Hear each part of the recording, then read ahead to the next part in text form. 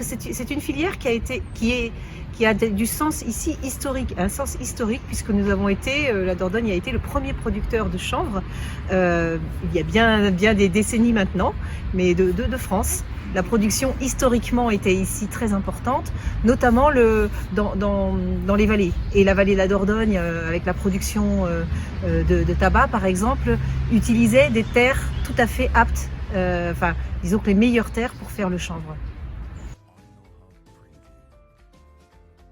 Et le chanvre est destiné à faire tellement de produits, tellement de transformations possibles, tellement de débouchés possibles, que ça nous paraît effectivement intéressant d'essayer de contribuer à développer une nouvelle filière en Dordogne. Alors on se base sur une expérience qui a déjà existé entre 2012 et 2015 ici, qui était pilotée par la Chambre d'agriculture et une association dont on a une belle représentante ici qui s'appelle Danielle Charenton. Et effectivement, dans la continuité de ça, nous prenons le relais ici au département en mettant un groupe de travail en place pour étudier, économiquement parlant, ce que pourrait être le développement de cette filière.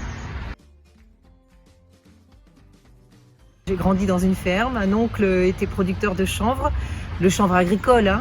On ne parle pas du chanvre qui produit le cannabis.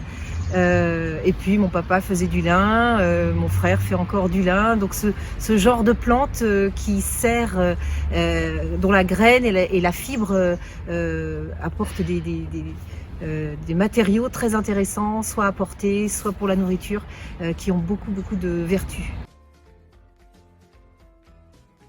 Si on veut exploiter la fibre, la qualité de la fibre pour faire du textile de haut de gamme, ce qui serait quand même ce qui serait un débouché très intéressant et économiquement parlant assez valorisant. Parce que dans le chanvre on utilise tout, hein. On utilise la graine, on utilise la fibre extérieure, on utilise le bois, on utilise même les déchets sont utilisés. Les chaux de Saint-Astier utilisent des déchets de chanvre. Tout est utilisable dans cette plante. On a aujourd'hui un écueil qui demanderait des investissements industriels lourds, qui sont le défibrillateur. Ça n'existe plus en France, ça n'existe qu'en Bulgarie. Et tout l'enjeu serait de relocaliser une telle machine.